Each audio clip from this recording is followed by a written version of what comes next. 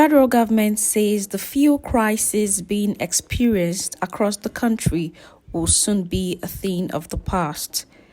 The Minister of State for Petroleum Resources, Emefiele, gave the assurance while briefing State House reporters after meeting with Vice President Kashim Shettima, joined by the Group Managing Director of the Nigerian National Petroleum Company Limited (NNPCL), Mili Kyari. Lokpo said the meeting was at the instance of President Bola Tinubu, who he said was concerned about the hardship being faced by the masses. He said the government was not fixing prices and the price would stabilize as soon as the product was made available. Meanwhile, Dangote Group has debunked reports that the Nigerian National Petroleum Company Limited (NNPCL) has started lifting premium motor spirit, popularly known as petrol, from its refinery. The company issued the disclaimer in a statement signed by its Group Chief Branding and Communications Office of Dangote Group, Anthony Chiejina, in reaction to a newspaper report that the national oil company lifted petrol from Dangote refinery and sold it for 897 naira per litre to Nigerians.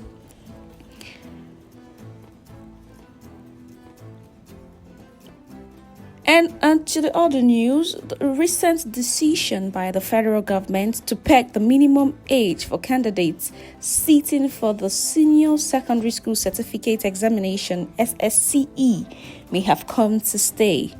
The House of Representatives Committee on Basic Education made this known. The Minister of Education, Professor Tahi Mamman, had in July stated that with effect from 2025, any candidate below the age of 18 will not be allowed to sit the SSCE, and without which such students cannot secure admission to higher institutions of learning. The announcement has generated heated debates among parents and education stakeholders. The former governor of the Central Bank of Nigeria, CBN, Godwin Emefiele, has filed applications to challenge the forfeiture of his assets to the federal government by the courts. As you may know, since his removal from office, the Federal High Court, through the Economic and Financial Crimes Commission (EFCC), has obtained a series of court orders forfeiting Emefiele's funds and landed assets. The latest of such forfeiture order was obtained by the EFCC on August 12, 2024, by Justice Akintayo Aluko, ordered the interim forfeiture of $2.45 million and several properties connected to Emefiele.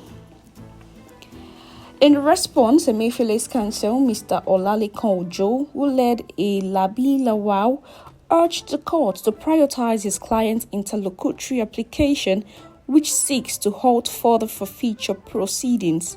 Ojo argued that the law states that when such an application is filed, the issue of final forfeiture should be stated. Ojo further informed the court that his client's application, being an interlocutory one, must be heard and determined before any further proceedings.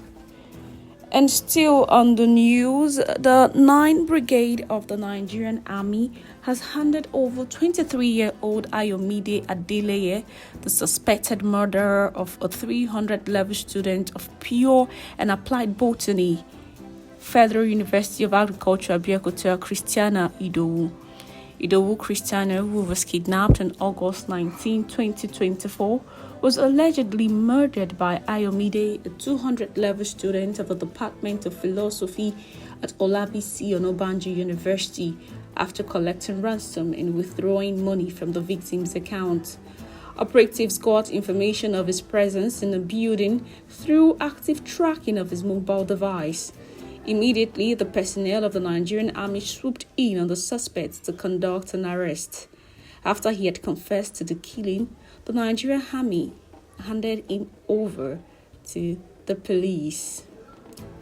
And now to the foreign scene.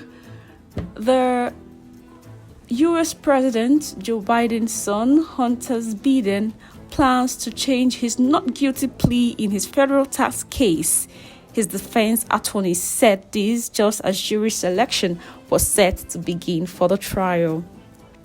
The first attorney, Ayabe Lowell, told the judge about Hunter Biden's plan to change his previous plea just months after the president's son was convicted of gun charges in a separate case, but did not provide further details.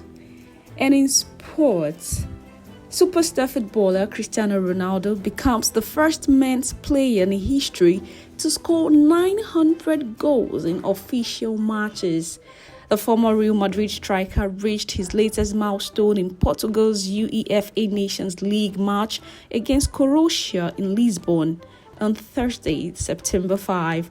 Ronaldo secured the historic goal with a volley from 6 yards off a cross from Nuno Mendes to put Portugal 2-0 up in the 34th minute. Portugal went on to win the clash 2-1. The five-time Ballon d'Or winner is 58 goals ahead of his nearest challenger, Lionel Messi, who is on 842. Brazilian legend Pelé is third on the list with 765.